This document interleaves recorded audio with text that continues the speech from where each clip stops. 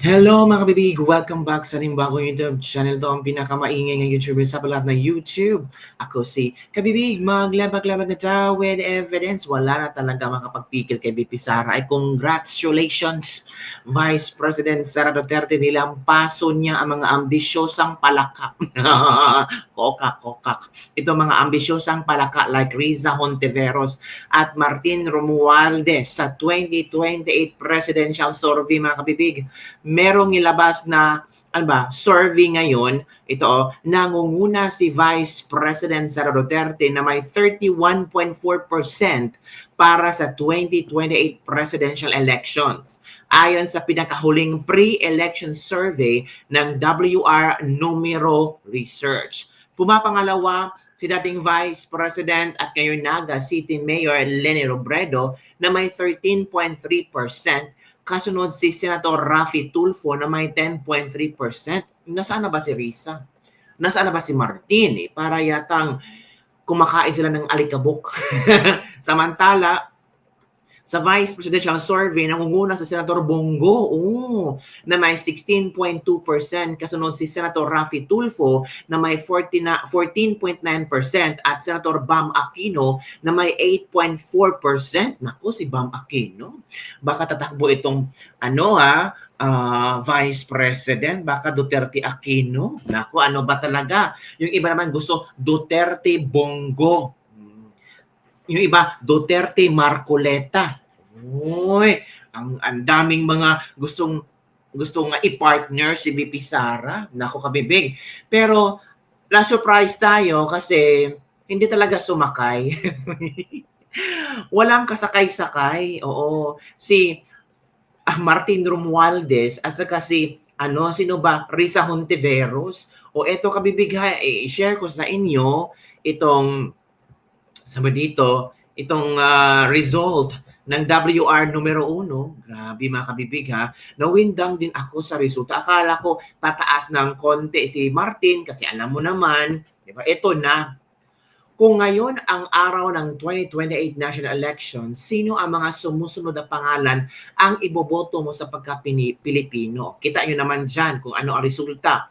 Duterte Sara, 31.4. This was from April change in percentage points from April 2025. So, ito yun. Field works dates from July 29 to August 6. Ilan ba ang taong in-interview? 1,418 Filipinos.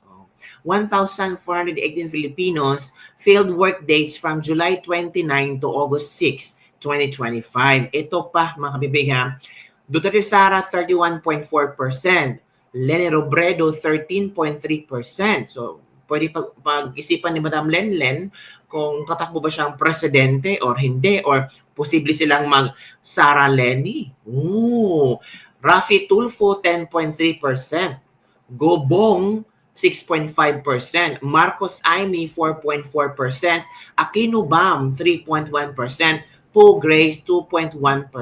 Si Bam Aquino, bago lang itong nailista na posibleng mananalo sa eleksyon. Biglang umingay ang pangalan ni Bam Aquino after siya nanalong senador. Padilla Ruben, 2.0. Hontiveros, 1.4. Ay, alam nyo, hindi talaga pwedeng si Risa ang magiging manok ng mga pinklawan. May posibilidad pa si Bam kumpara kay Risa.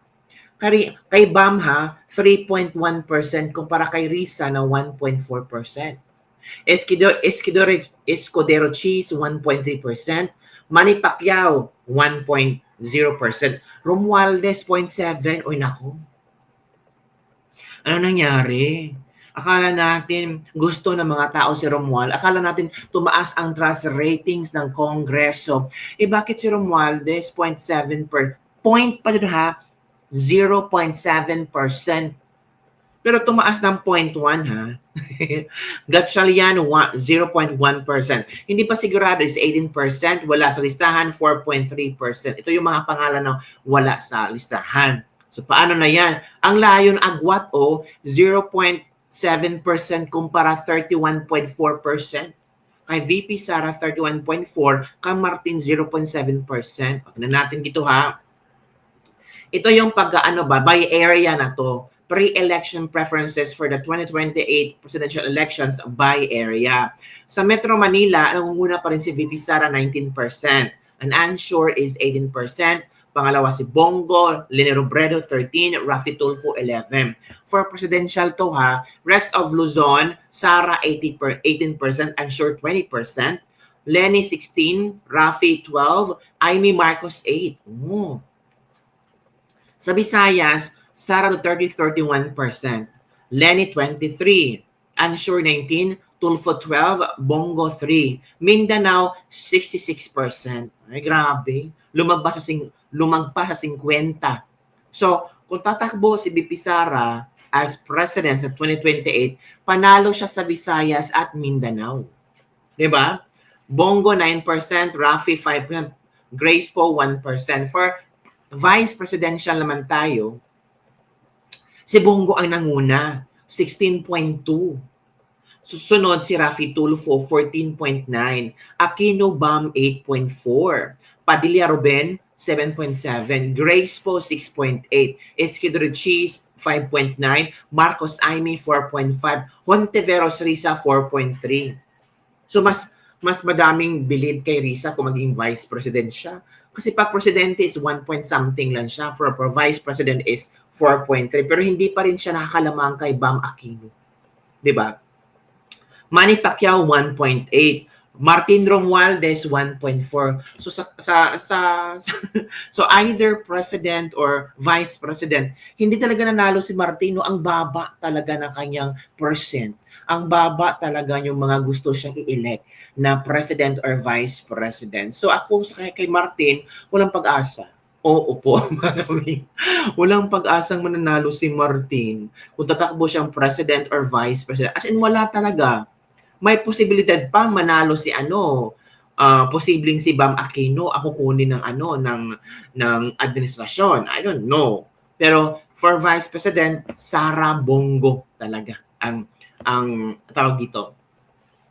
Talagang nangunguna ngayon mga kabibig. Tingnan niyo 'di ba? So, ano ang inyong reaction dito mga kabibig sa latest survey ng WR Numero Research na kung saan panalo si VP Sara, bumaba ng 7% ha, yung kay VP Sara. Oo. Kay Leni tumaas ng 0.4%. Kang Bongo tumaas ng 3.7% for presidential election. Sino sa tingin nyo ang tatakbong presidente? I think ramdam ko, kasi ang sabi ni VP Sara, titingnan niya ang mga survey results. Kung matataas ang mga survey results, madami yung kinoconsider si VP Sara. At kung sino ang magiging vice president. So, posible kayang Sara Bongo. Naku, ramdam ko ramdam kong pwede. Kasi si Marcoleta hindi pwede. Kasi I think Marcoleta will still sit as a senator. I-enjoy niya muna yung magiging senator niya at marami siyang matutulungan at marami siyang sasampalin ng katotohanan dyan sa loob ng Senado. Si Bongo, ito yung last term niya, last 3 years sa kanyang pagiging senador. So, posible na si Bongo ang magiging partner ni VP Sara. Pero we don't know mga kabibig kasi mataas kay VP Sara at kay Bongo. I think half or almost half sa presidential rating ni VP Sara kay Bongo for the vice presidential rating. Diba? So, yun kabibig, talagang pinag-uusapan na ngayon ang 2028 election. Yung iba nga sabi niya, kaya nga paspasan sila ngayon na ma-evict si VP Sara, matanggal si VP Sara kasi si VP Sara ang malaking tinik nila para sa election sa 2028. Well, kung si VP Sara man ang malakas na tinik nyo, kung hindi si VP Sara ang tatakbo na president, for example, VP Sara, ma-impeach nila. Nandiyan naman si Bongo. I am sure, kung hindi pipiliin, for example, si VP Sara ma-impeach, of course, mananalo si Bongo sa Visayas at Mindanao for presidential election. 'Di ba? Posible yon. Aangat itong si Ruben Padilla as the vice president. Yun ang problema, kabibig. Kahit anong pang gagawin ninyo, tanggalin niyo man si Sara or hindi, sabi nga ni Senator Peter Alan Cayetano, talunin niyo na lang si VP Sara sa 2028 election. Kung natalo niyo, it means ang mga tao ayaw na sa kanya. Pero kung hindi siya matatalo, it means mahal pa rin ng mga Pilipino si Vice President Sara Duterte. Kasi based sa resulta itong rating sabi nila, ay, hindi na mahal ng mga taga Luzon si VP Sara, ng mga taga-NCR si VP Sara. So bakit nangunguna pa rin siya kung hindi na siya mahal? Grabe, sa Mindanao, 66% ang sumang-ayon na si VP Sara ang gusto nilang manalo or maging president sa 2028. Sa Visayas, ang taas din ng ng rating ni VP Sara sa Visayas. 31%. Mindanao, 66%. 'Di ba? Sa Metro Manila, 19%. Sa rest of Luzon, 18%.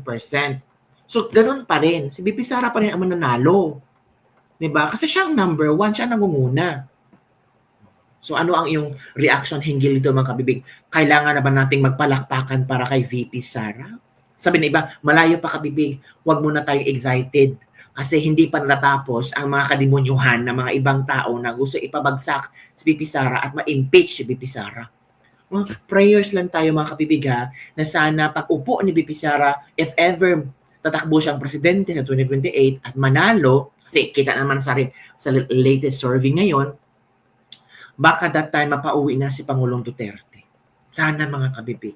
Marami ang nagpe-pray na sana uuwi na si Pangulong Duterte. Kasi kaawa-awa, Tapos binash pa ni Vice Ganda. 'Di ba? So ano ang iyong komento hinggil dito, mga kabibig? Palakpakan na ba ang ating ibigay kay VP Sara? But dapat natin siyang i-congrats. Kasi akala ng iba, maraming galit kay VP Sara. Hindi pala. Nangunguna pa rin. Yun lang po, kabibig. Don't forget to like, subscribe, and share this video. Bye everyone. See you next time.